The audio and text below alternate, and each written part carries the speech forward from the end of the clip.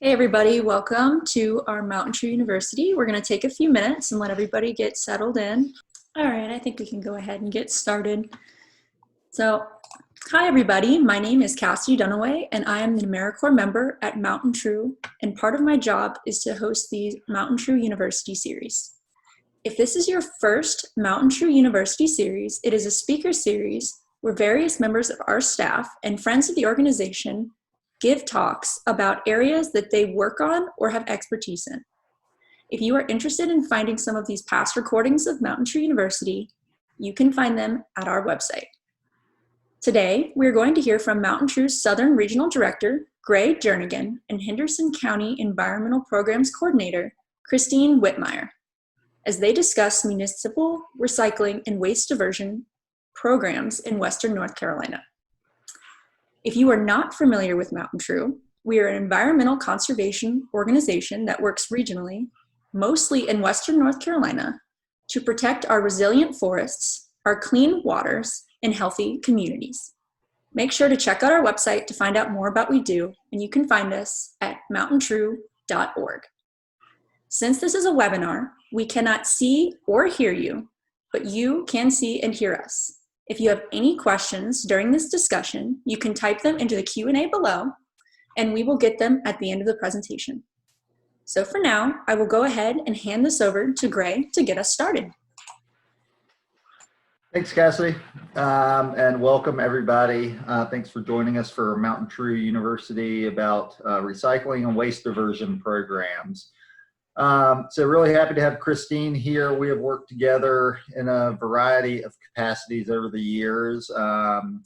Back when Christine worked at Asheville Greenworks, we worked together, and then she transferred to her current position with Henderson County, where we work together, and she's also the chair of our recycling team in the Southern region. So I'm really glad to have Christine here. She's really knowledgeable about all this stuff and is my go-to expert on all things recycling and waste diversion. Kind of big picture, we look at, familiar with the recycling triangle with the arrows that go around: reduce, reuse, recycle. Kind of the term that we use to encompass all of that is waste diversion. So Christine, why don't we start there? Why don't you let us know what exactly is waste diversion? Yeah, thank you, Gray. And just want to say thank you for having me. And I love MountainTrue. And yeah, so waste diversion is basically anything that is not is process of diverting material from the landfill. So pretty simple. It's just anything that we can do here in Henderson County to prevent it from going to the South Carolina landfill. And one thing I want to point out about waste diversion is, especially for municipalities, there are certain items that are banned from landfills that are mandated by the state. And so a couple of them are, used motor oil, white goods, aluminum cans, bottles, even oyster shells are banned from the landfill. That's always a fun one. TVs, pallets. And so those banned items help dictate what municipalities have to provide for their programs, which is great, because let's say someone doesn't like these programs, they want to take them away. We can say, well, it's mandated by the state of North Carolina. It's the law. So I do love that these mandates are in place, and that kind of helps guide what municipalities have to do at a minimum. But of course, we can do above and beyond that, which I am proud to work for Henderson County and say that we do things above and beyond. Absolutely, and we're going to talk about Henderson County's programs a lot as an example of a leader in the region. But just know that wherever you live out there, you've got a local municipality too that's tackling these issues, and sometimes in unique and different ways. Not everybody handles waste disposal practices the same, and waste diversion practices. So it's important to reach out to your local officials and find out what's actually happening in your community. so moving along, let's go ahead and dive into recycling as a topic, as one of the prongs of waste diversion and one of the strategies. We got a really good question in advance from one of our attendees today, Sandy Jones. Appreciate the question and thank you for joining us. But you've probably seen some of these documentaries about recycling and about plastics and labeling on plastics. And a lot of those kind of have the theme that plastic's not recycled, that there's not enough money in there's not enough money to make the recycling market for plastic viable. And we really want to get down to the truth. So Christine, can you tell us a little bit more about recycling markets and plastics in particular, about how those are recycled and some of the challenges around there? Yeah, and that's a great question. It's one that I get a lot. And I want to first start off and say that every city, wherever you are within a MRF shed, similar to a watershed, which I'm sure everyone in MountainTrue is familiar with. But you're in a specific MRF shed where all of the recyclables go to this one MRF. We are fortunate in the area to have two actually in our area. If other parts of the state, they just have one, and if one goes down, then it can be pretty costly and dire. So I am glad we have two in the area. They're American Recycling in Inca and Curbside Management in Woodfin. And those MRF sheds depend on what you can recycle in your area. So you might have an aunt or uncle in California. Oh, and MRF is a material recovery facility. And thank you so much, Susan, for pointing that out. Please chime in whenever I use my acronyms. There's so many acronyms. But the MRF is a material recovery facility, and they are a private business that prepares and sorts the recyclables for market. And then they sell those recyclables after they're sorted to different factories in the area. And that's why I wanted to bring up the MRF shed, because we are fortunate to have factories in the Southeast that can accept this raw material.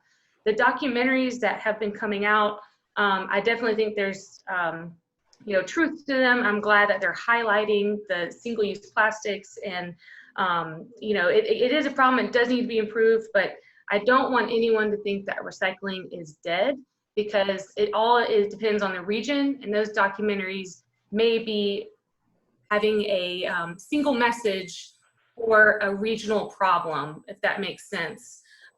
So that whoever was creating that documentary might be in California or the Northeast, which have had different impacts from the Green Sword in 2018.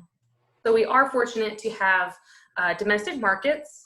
And in fact, I talked to our MRF recently. We have Curbside Management, and out of their 40 to 50 loads per month, only one of those is an export.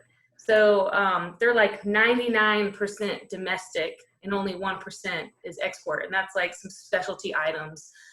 So that is great to hear that we do have markets in the Southeast, but we need to make sure as the public, as residents, that we don't put more stress on this process with increased contamination. So recycling is working, it's available, it's viable, it's profitable, but it depends on us to prevent the extra contamination.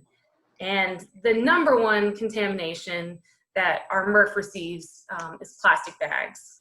So we'll probably talk about single-use plastics down the road, but plastic bags, bread bags, chip bags, bags that come into your cereal box, those are all considered contamination. They can slow down the process, they get tangled up in the machines. So it's really important to know what is recyclable in your area. So you can call your city, your county, and they can tell you what your MRF accepts. That's really good to hear, Christine, that in the Southeast, we do have a strong recycling marketplace here, and that most of our recyclables are getting recycled. But let's get a little bit more into the nuts and bolts of recycling. A lot of us have single stream recycling in our areas, and where we just throw all of our recyclables into one bin. It's super easy. You don't have to sort out the plastics from the glass, from the paper. And, but it also, raises a lot of questions. Who's sorting through that? How does it work? And do those things actually get recycled, or are they just going to the landfill too? Tell us a little bit about single stream recycling. Yeah, so single stream recycling, we implemented, I think 2017, it was right before my time here at the county, but that's when we switched to single stream at the convenience center. And of course you have a hauler, you're already doing that. But single stream is just a fancy word for mixed recycling. All of our bottles, paper, cardboard, plastic containers, they're all mixed together. And that has increased the amount of recycling that we receive. So it's been a real positive on that front of, we are getting more material. There's this huge spike once we implemented that. So that's great. And then we take all that single stream material, and that's where we bring it to the MRF. And the MRF is always changing, innovating, but they use machines to sort the containers from the paper, and then the glass gets broken out just by gravity. The aluminum is picked up by magnets, or by an eddy current. The steel is picked up by magnets. The plastics, they actually have a robot or like a scanner that scans the plastics, and different puffs of air sort it. That's pretty new. Some do have robots. Like a little suction arm that helps pick the recycling. And then a lot of times it also depends on people. So recycling does create jobs. And we do, they rely on our recycling for their employment. So there's people sorting recycling. And once they get enough of the material, that's when they put it into a baler, where if we get enough of the bales, then that can be off shipped to market. And I don't know if y'all have ever seen the movie WALL-E. That's kind of just like what I like to describe as a baler. You smush the stuff in a cube, and then we ship it out. Fascinating. That sounds really cool. I'd love to get inside of one of those facilities and see the robots at work and all that. Yeah, I need to do a tour. I need to do a virtual tour. So hopefully that'll be coming down soon. That sounds great. So once all that recycling is sorted, it goes to the MRF, it goes through the sorting facility. What happens then? Where does the recycling go from there? Yeah, so again, all across the Southeast, the plastic bottles, they can be turned into fiber. So kind of like a cotton material. They're turned into pellets, and then these plastic fiber that can be used in clothing, insulation, all types of synthetic fabric. The aluminum cans are actually back on the shelf in only 60 days from being put into a recycling bin. So I'll either go into Anheuser-Busch and just turning right back into an aluminum can. The steel can be turned into all types of products, from forks, hubcaps, all kinds of steel products. Paper gets turned into other paper materials, so there's nothing too specific there. Some office paper can be turned into this green insulation, or even hydro seed that you put on the hillside. So yeah, this kind of depends again on what factories are around, to what it gets turned into. Very cool. Yeah.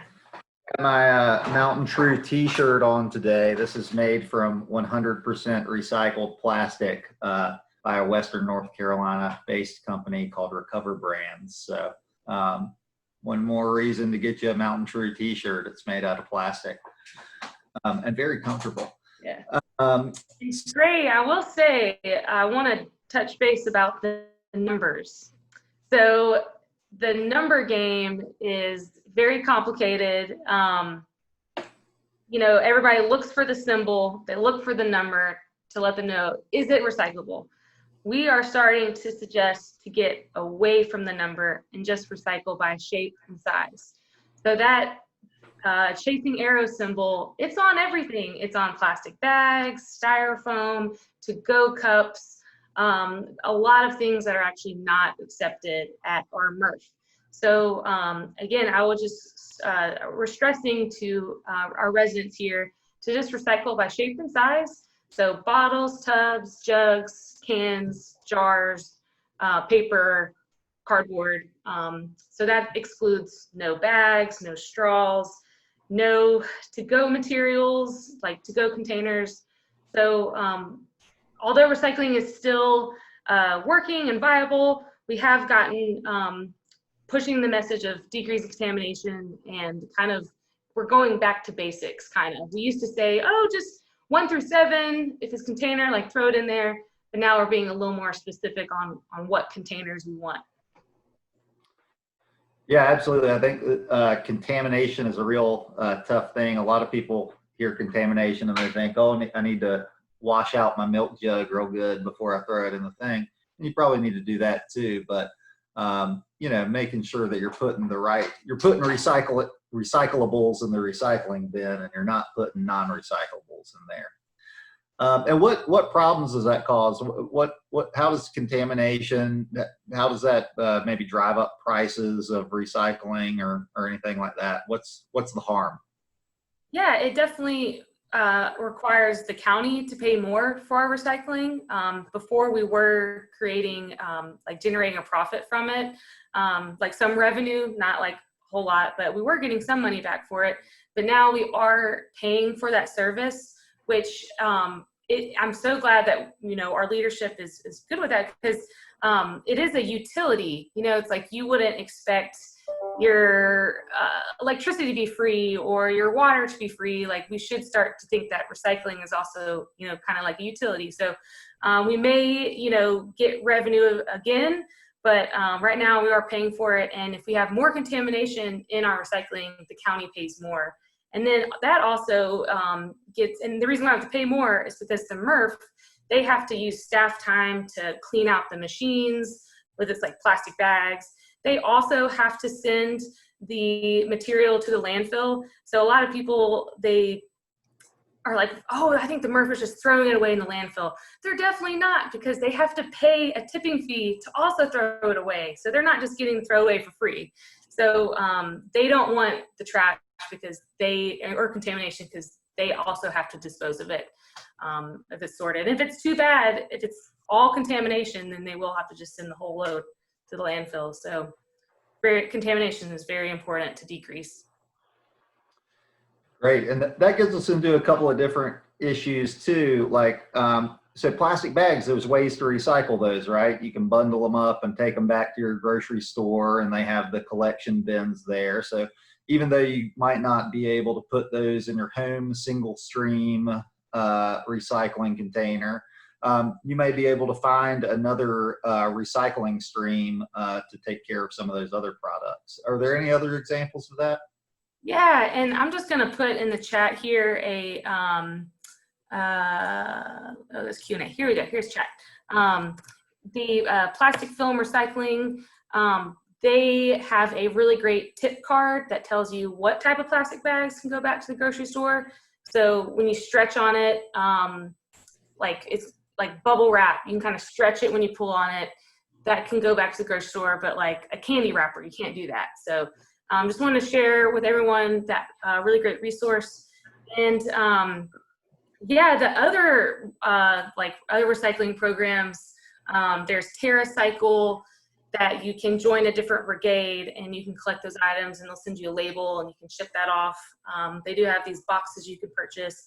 So there's TerraCycle, of course, our recycling convenience center that accepts, you know, a variety of programs.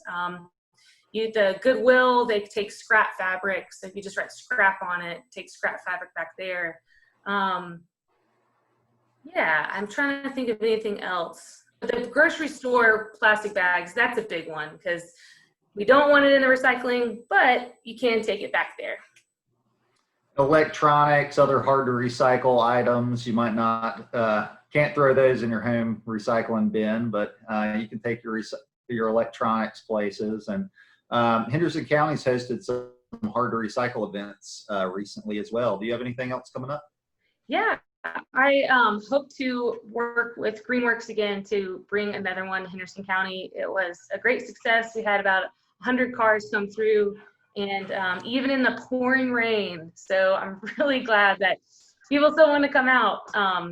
So yeah, we should be having another one too here coming up. And also a lot of those items at the hard to recycle, you can bring to our convenience center. So white goods, scrap metal, we have a section for electronics that aren't TVs and computer monitors, TVs, computer monitors at a transfer station. So there are a lot of items that you don't have to wait until maybe our next hard to recycle. But the styrofoam, that's like a really big one for the hard to recycle because we don't have an avenue for that yet.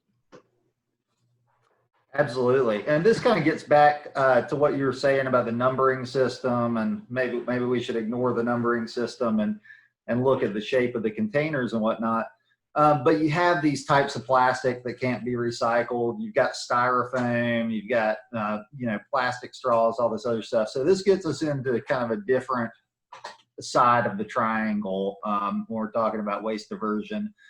This is the reduction side. So reducing the use, reducing our dependence on single-use plastics, doing things that the ordinary consumer can do, and also the things that businesses can do to maybe not offer those types of products.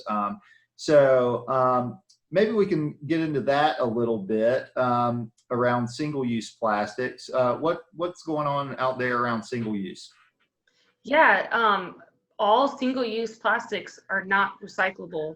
And so that is where I think we need to work to reduce. Recycling is great, but it should be, of course, the last thing that we do.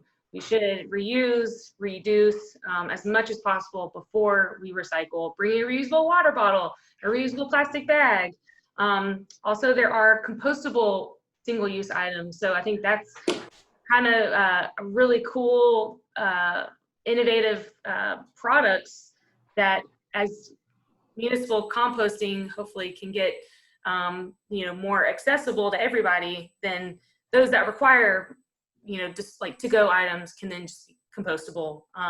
But plastic is like such a crazy resource because it is made out of oil, it's non-renewable, it's on my glasses, it's like on my computer, it's everywhere.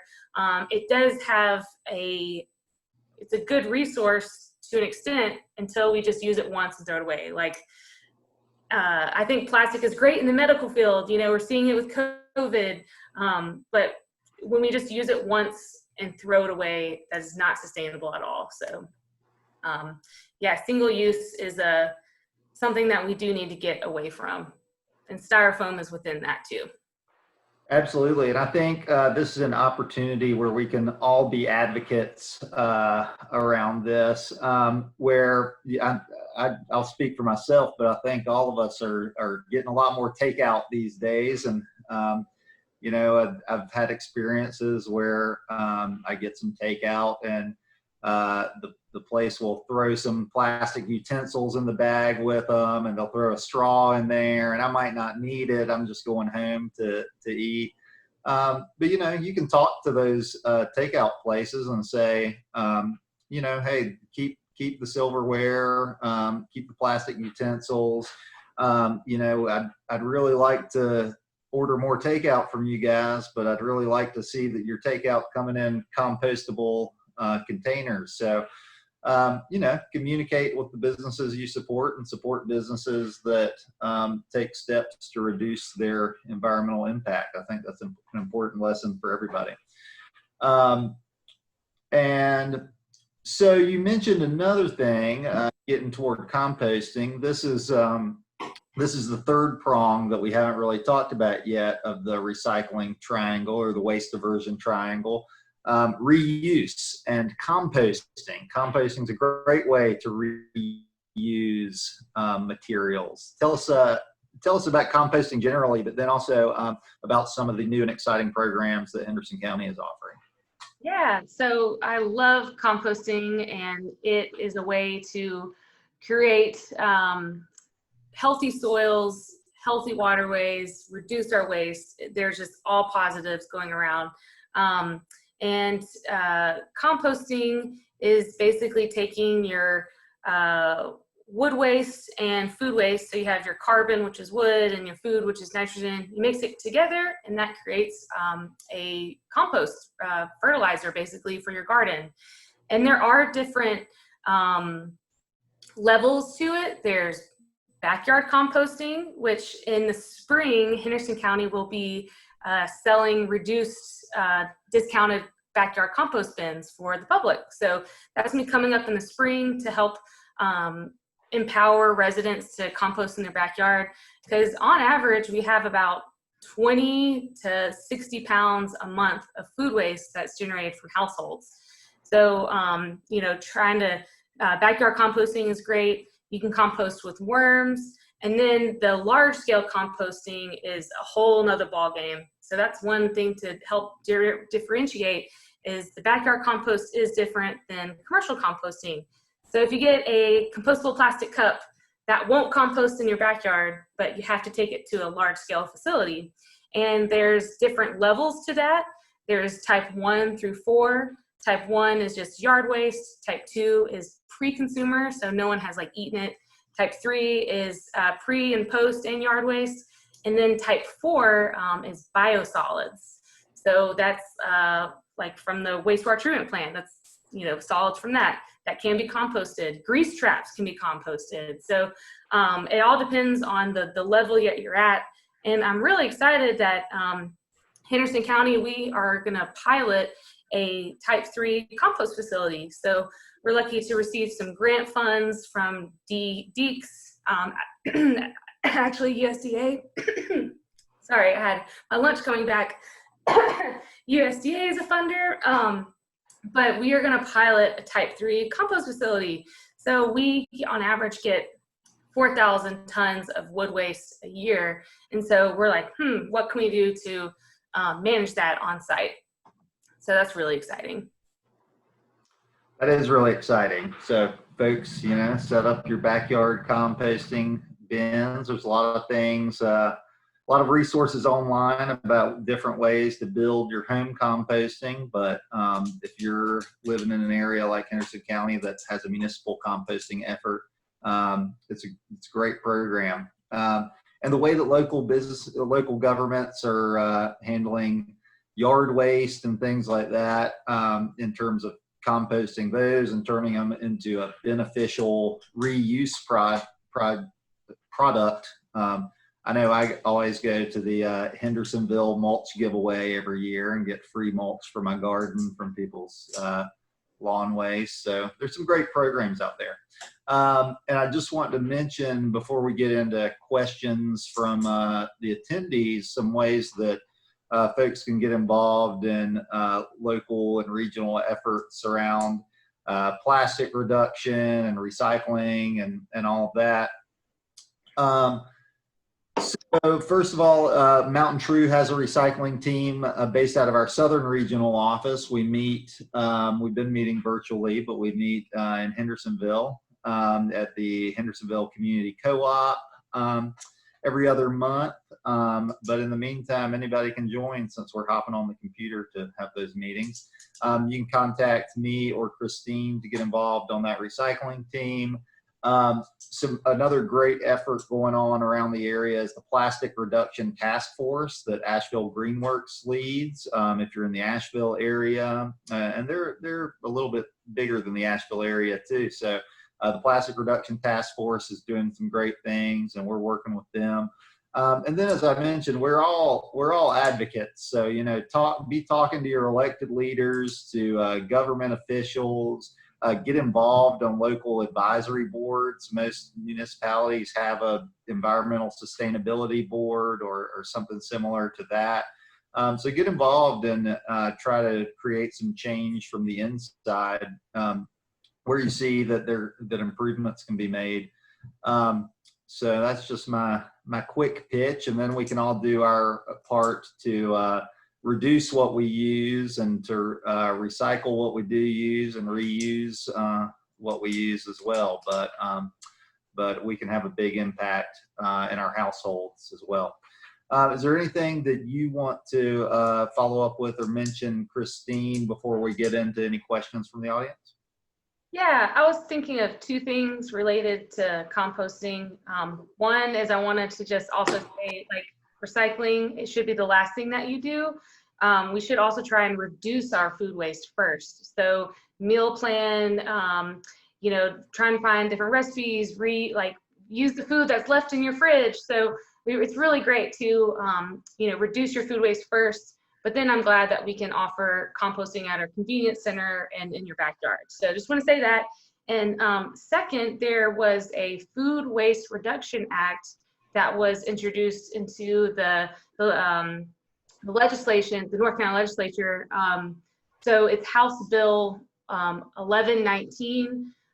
Just wanted to say that that's out there. That would require a certain amount of generators to compost their food. So I think that's another direction that the state could go in, is like they have those bans from the landfill with TVs, oyster shells, pallets. You could also ban organics from certain volume generators. So would also like to shout out to the House Bill 1119. That's a way for you to get involved with your representatives. Excellent. All right. Cassidy, any questions that have popped up yet? So as of right now, I don't see any questions, but this is definitely your time to ask any questions. All right, we'll give folks a minute to chime into the question or the chat box there with anything you want to hear before we wrap up. Go ahead, Kristen. As everyone's thinking of maybe questions, we have 2 programs coming up in November. We will be accepting pumpkins at our convenience center to be composted. So we're going to have that through the month of November for Halloween and Thanksgiving. So actually through the beginning of December. So bring your pumpkins and gourds to our convenience center to be composted. And then second, we're less than a week away from this election. So we're going to be recycling campaign signs at Jackson Park at November 4th through like mid-November. So you can drop off your metal stakes and plastic corrugated political signs at the Jackson Park. We're gonna have 2 dumpsters, one for metal stakes, one for signs. So just wanted to also share that opportunity. And of course, the MountainTrue Christmas tree recycling in January, but more to come with that. Absolutely. Christmas holiday recycling is one of our long-standing events, and we love turning those Christmas trees into mulch, and we'll take your broken string lights and holiday cards as well for recycling. So a really fun event, takes place right after the new year. So stay tuned for information about that. And exciting to hear about the political signs. There sure are a lot of them out there. All right, well, it looks like we don't have any questions so far, but if anybody does have anything to follow up, you can always get in touch with me. My contact information is on the MountainTrue website, mountaintrue.org, and Christine is at Henderson County. So feel free to follow up with either of us individually. But thanks to everybody for tuning in. Thank you. Thank you everybody so much for attending, and we hope that we get to see you at the next MountainTrue University. See you then. Bye everybody.